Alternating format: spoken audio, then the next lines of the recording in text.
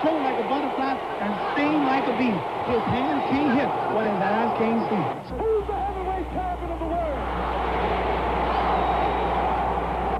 Who's the heavyweight champion of the world? Who's the heavyweight champion of the world? I told you, all of my critics, I told you all that I was the greatest of all time.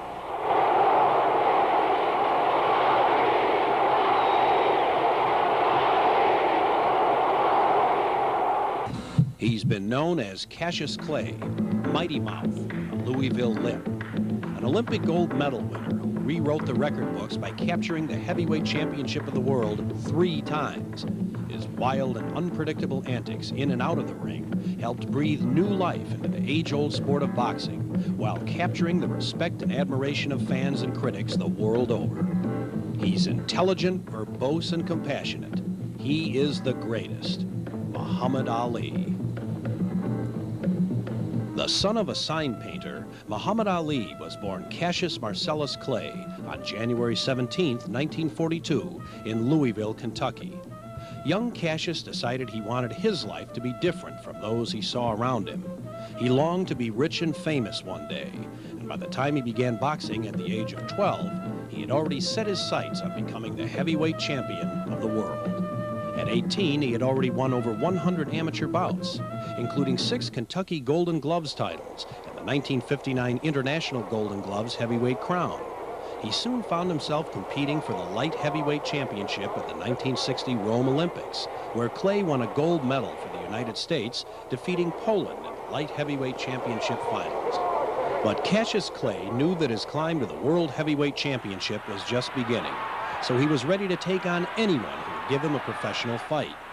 When he returned to Louisville, he was met by thousands of cheering fans who turned out to honor their hometown hero, a cocky young gold medal winner who had just introduced himself to the entire world at Rome.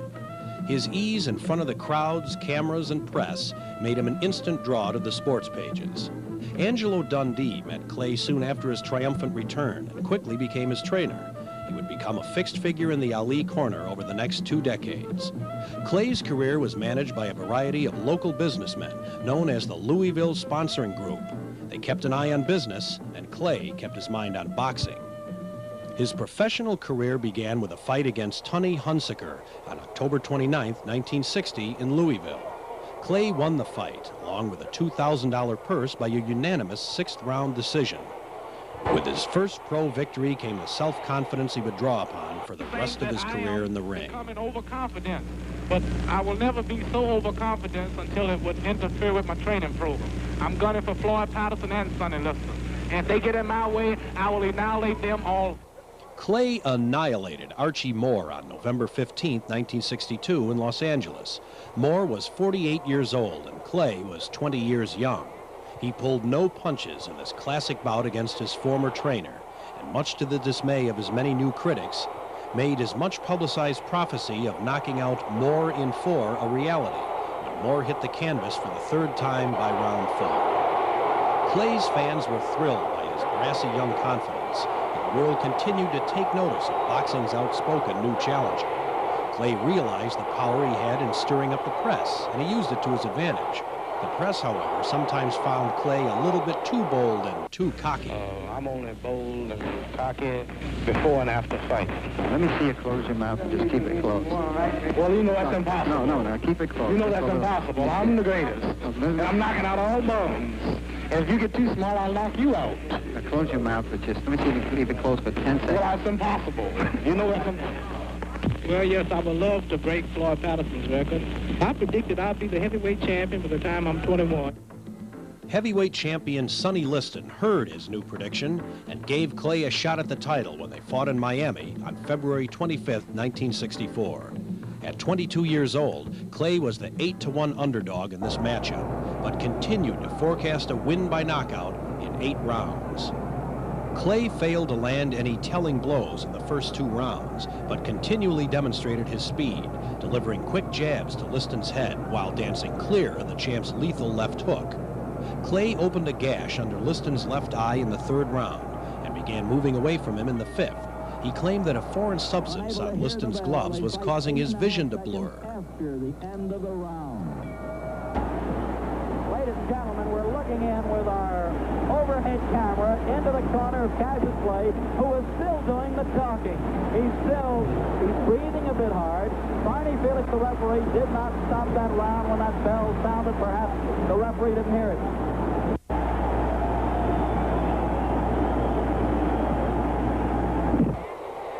Clay continued to pummel away.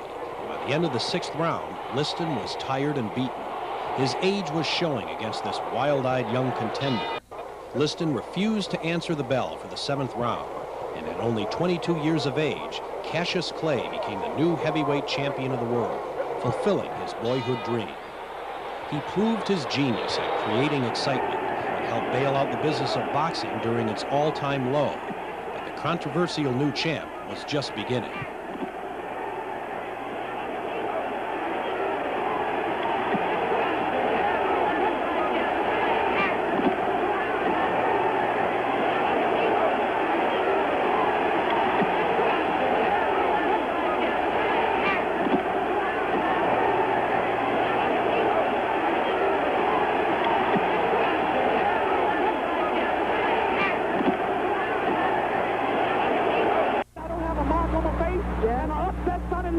And I just turned 22 years old. I must be the greatest. I told the world, I talk to God every day. If God's with me, can't nobody be against me. I'm still got the world. I know God. I know the real God. Cassius, wait a minute, Cassius. Let me ask you this now. You told me when you visited in Los Angeles you could do it in 8. Well, you thought Sonny and figured Sonny was great. How come you did it in 6 or 7? You did it in 7. I had him going in 8. I was getting ready to take him in the 8th, as you can see. But the man stopped it just to keep from making me look so great. I see. Now, give us that poetry on number 7. He wanted to go to heaven, so I took him in 7. You took him in 7. I am the king of the world. Hold it. Hold it. Hold it. You're not that pretty. I'm a bad man. I shook up the world. I shook up the world. He continued to shake up the world when he announced 3 days later that he'd become a member of the Nation of Islam under spiritual guidance by modern-day prophet Elijah Muhammad. In addition, he changed his name to Muhammad Ali. His second meeting with Sonny Liston took place in Lewiston, Maine on May 25, 1965. Ali sprang out of his corner at the bell and connected a right and then a left to Liston's head. He followed with a corkscrew right, again to the left of Liston's head, which dropped the former champ to his knees. He struggled to get up and then rolled onto his back. Ali danced around Liston, calling him names and telling him to get up and fight. No title fight in the history of boxing has ever caused such reverberation as Ali's 1-minute, 42-second knockout of Liston. Since Ali had not immediately gone to a neutral corner as rules dictate, referee Jersey Joe Walcott waited to start his count. In the meantime, Liston had gotten to his feet and began to throw punches, but Walcott heard the knockdown timekeeper yell, "The fight is over." Walcott accepted the count, separated the men, and declared Muhammad Ali as winner and still heavyweight champ. Ali continued his rigorous training schedule and took on all contenders in 1966. The year proved very successful for him in the ring. His total career earnings had reached over $2.5 million by the end of November. On November 14th, he defended his title against Cleveland Williams, winning by a knockout in 3 rounds. Williams hit the canvas 4 separate times before it was all over. And he did the same to Zora Foley on March 22nd, 1967, winning by a knockout in the 7th. This would be his last fight for over 3.5 years due to his stand against the military draft. On May 9th, a federal grand jury indicted him on the charge of failing to submit to the draft after he was denied his request for a ministerial deferment and had refused induction at a Houston induction center. Draft is another thing that's against my religious beliefs. When a registrant refuses this first step, when his name is called, he is quietly removed from the room. He is counseled as to the seriousness of his refusal. He is given the penalties, the maximum legal penalties that this act could result in. Whatever the punishment, whatever the persecution is for standing up for my religious beliefs, even if it means facing machine gun fire that day, I will face it before denouncing Elijah Muhammad and the religion of Islam. I'm ready to die. If he again refuses, we ask him if he would give a statement that he refuses induction. I said that I'm going to be a man, I'm going to fight it legally. If I lose it, I'm just going to jail. Within hours, Ali was stripped of his title by the World Boxing Association and was banned from fighting anywhere in the U.S. Muhammad Ali was now hotter than ever as far as the press was Can concerned. my title be taken without me being whooped? One more time. That's all I can do. Now, I would like to hear this from you. I would like to hear this from you. And I want the world and the cameras to hear. Who's the heavyweight champion of the world? He used his new public awareness to his advantage by speaking out against Vietnam, religious persecution, and racism. He would remain in exile until September 1970 by keeping busy with lecture tours, always with an emphasis on And pride. still a nigga. What you mean if I believe in separation? I recognize the fact that you believe in it. That's what your people believe in. What you mean you don't believe in it? No, you just talking crazy. Every city I go to, I can find a black neighborhood and a white neighborhood. What you mean don't believe in it? How many Negroes live out here just in this big old neighborhood? You can't blame a black man for wanting to leave all this mistreatment. You must be crazy. On June 20th, 1970, the courts reversed a 5-year jail sentence for refusal to submit to the draft. His boxing license was reinstated, and Muhammad Ali set his sights on the heavyweight crown. It had been awarded to Jimmy Ellis after Ali was booted from boxing in '67, but Joe Frazier won it from Ellis in February of 1970. Ali first met with Jerry Quarry in Atlanta on October 26, 1970. He proved he was fast as ever by knocking out Quarry in 3 rounds and took home a purse of $580,000. 6 weeks later, he met with Oscar Bonavena in New York for the same type of pre-fight media circus, which had become a trademark for any Ali fight. Why you no go to the army? I will tell you Monday night in the first clinch. Chicken, you chicken. Beep, beep, beep, beep, chicken, beep. Good deal. Keep talking. Chicken. Keep talking. Now I know you're going to get a whooping. Did you cut your hair? Okay, go ahead. Did you cut your hair? Go ahead. I'll cut your hair. You push me now. He never should have started talking. Not with Muhammad Ali. Oh, money? Clay. You Clay? I said Muhammad Ali. Clay? You will call it when the fight comes on. Clay? Wait till the fight comes on. Please tell everybody to get to your theaters. I've never had a man that I wanted to whoop so bad. Bonavena takes a short left hand by Ali and goes down. Muhammad Ali now tries to put it all together. Bonavena trying to win on the storm, goes down again.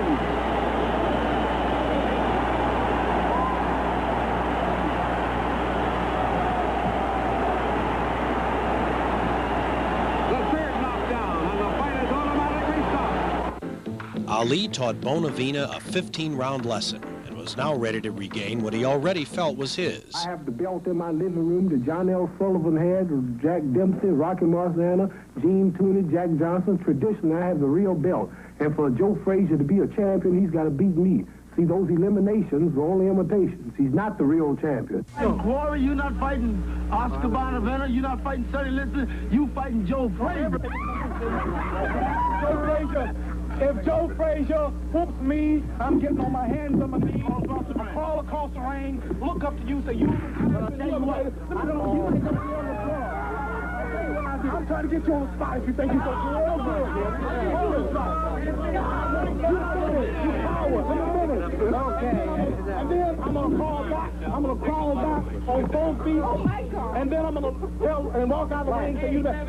When I whoop you, the thing about it, see, you might not be able to crawl. Ali's first fight with Joe Frazier took place on March 8, 1971 at Madison Square Gardens. Over 20,000 fans attended the meeting in the Garden, and over 1.5 million others watched via closed-circuit TV in theaters all over the country. There were just as many people hoping Frazier could hang on to his title as there were Ali fans who wanted the former champ to become the second man in history to regain his title. Ali, who coined the phrase, float like a butterfly, sting like a bee, decided early on to let Smoke and Joe become arm-weary while taunting his opponent with a barrage of jabs. Much to the former champ's surprise, Frazier was able to get in under Ali's jab attack to land countless left hooks, pounding Ali's body.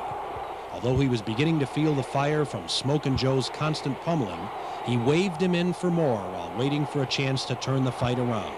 But that chance never came.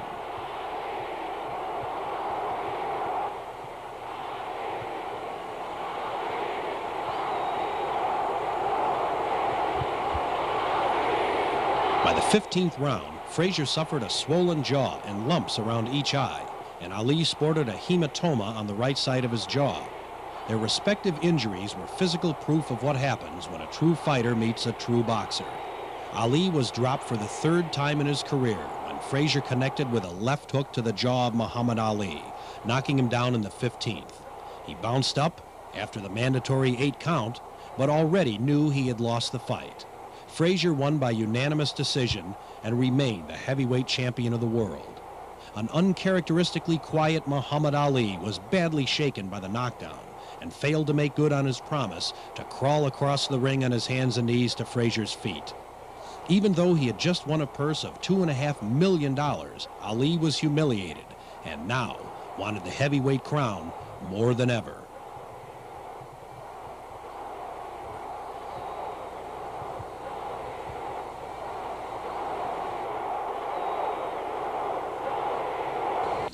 But Ali was soon his cocky old self again, making threats, reciting poems, and giving predictions about how he would still become the heavyweight champion.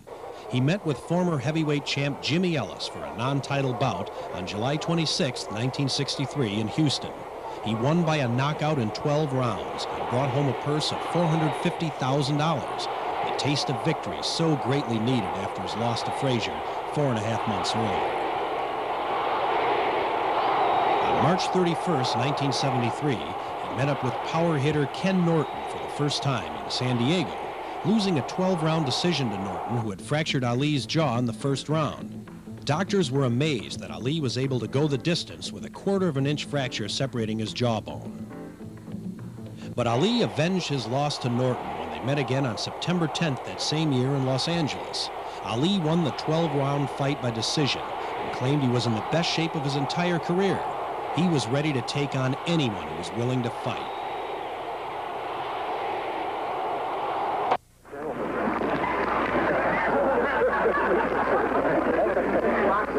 Better watch out. Bring your hands up. Like that? Hold them like that. Bring it down. Raise your left leg. Left leg. Left leg. And the other one. Now let's see the exercise. I want you to do it like this. Bend down 20 times, touching your toes. You do it 20 times. You said do what you do. Do that 20 times. He said you do it 20 times. Fast, fast. Come on. Let's have some action. Quick, drop the ball.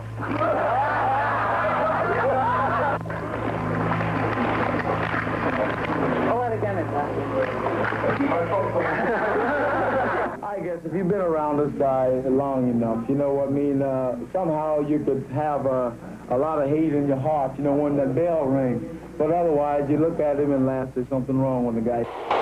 But Ali proved there was nothing wrong with him on January 28, 1974, when he met up with Joe Frazier for the 2nd time at Madison Square Garden. Since Frazier had previously lost his title to George Foreman in Kingston, Jamaica, this was not a title bout. But still, fans thrilled to the spectacle of Muhammad Ali beating the man who knocked him down 3 years earlier at the Garden.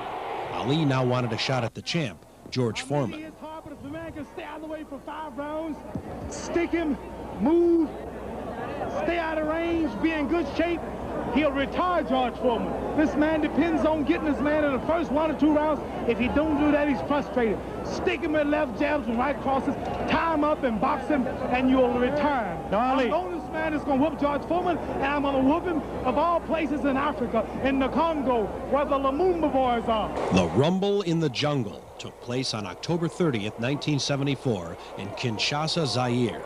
Ali remained up against the ropes from the opening bell to the end of the 8th round, while Foreman executed his blinding two-fisted attack against the seasoned contender.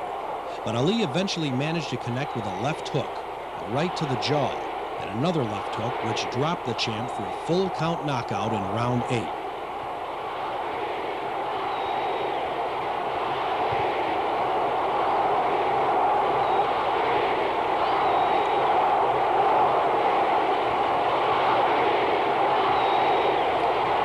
Muhammad Ali joined the ranks of Floyd Patterson that night by becoming the second man in boxing history to win the World Heavyweight Championship title twice.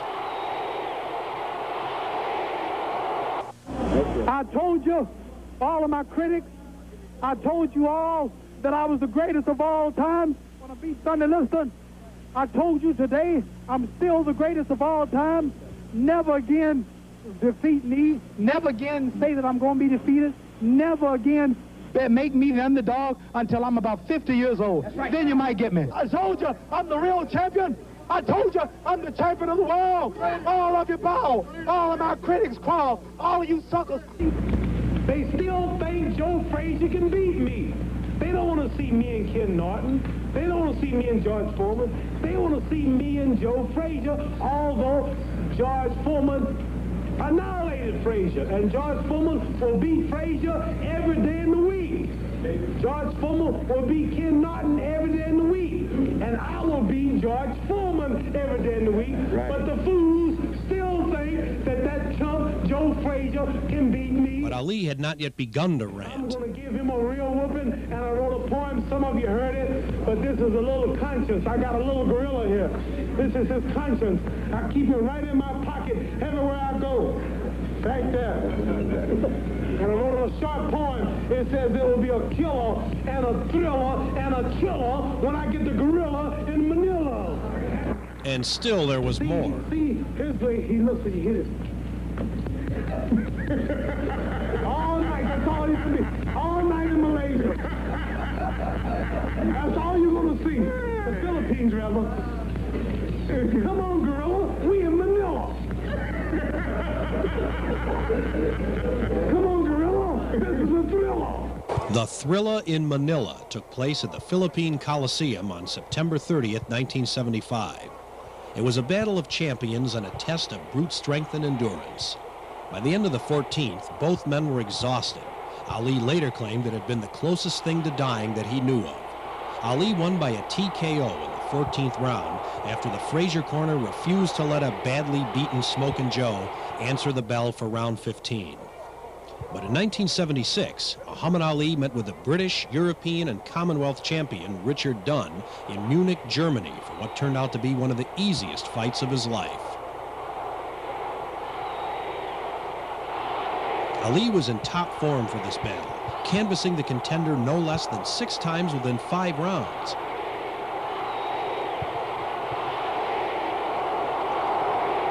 Dunn took a brutal beating, but infuriated by Ali's jibes, kept coming back for more.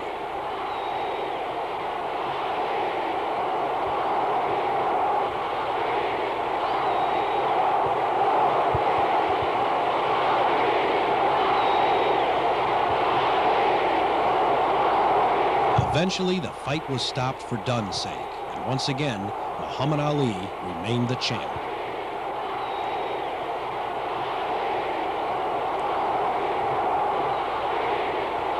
Ali was now 35 years old and appeared to be slowing down somewhat. His fights were becoming fewer and further between, and rumors were flying that he was going to retire from the ring. But he proved those rumors false when he fought Ernie Shavers on September 29, 1977, in New York City. He was no longer in the physical shape he once was, and he also began to show his age in the ring. It took everything he had to last the fight with Shavers, but due to better boxing ability, Ali won by decision. Ali knew his career was coming to an end, and he faced young new contenders who were as hungry for the heavyweight title as he once was. The champ met with young Leon Spinks on February 15, 1978 in Las Vegas, Nevada. Spinks, also a former Olympic light heavyweight gold medal winner, had only 7 professional fights under his belt when he took on his boyhood idol, Muhammad Ali.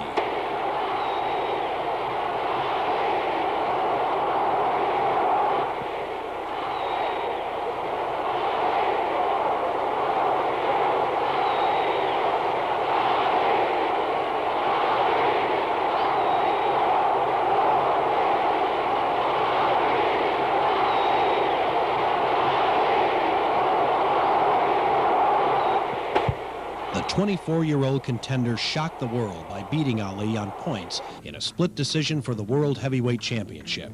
Ali was crushed with his loss and even feared that retirement was now inevitable. Spinks was elated, but showed no disrespect to the former champ and personal hero, Muhammad Ali. We're all going to lose in life. You're going to lose your wife, you're going to lose your mother, you're going to lose your father. We all have losses in life. And one who can really overcome them losses and just keep living and try to come back will be successful. You can't go die because you lose. I did my best, and I trained, I was in shape, and so just lost. Was there a time when you knew you won it? No, it was never a time. When you're in the ring, you never know when you're going to win or what. We're going to tell y'all the truth. I'm his new manager. Ali never did manage Spinks' career, but did manage a rematch on September 15th that same year in New Orleans. The former champ was in top form as he battled the young new title holder for what turned out to be his last shot at the heavyweight crown. When the fight was over, Muhammad Ali won by unanimous points verdict and once again rewrote the record books by becoming the only man in history to win the World Heavyweight Championship 3 times. With 18 years and 24 world title bouts in professional boxing, Muhammad Ali announced that he had achieved all of his goals and would therefore retire from the ring.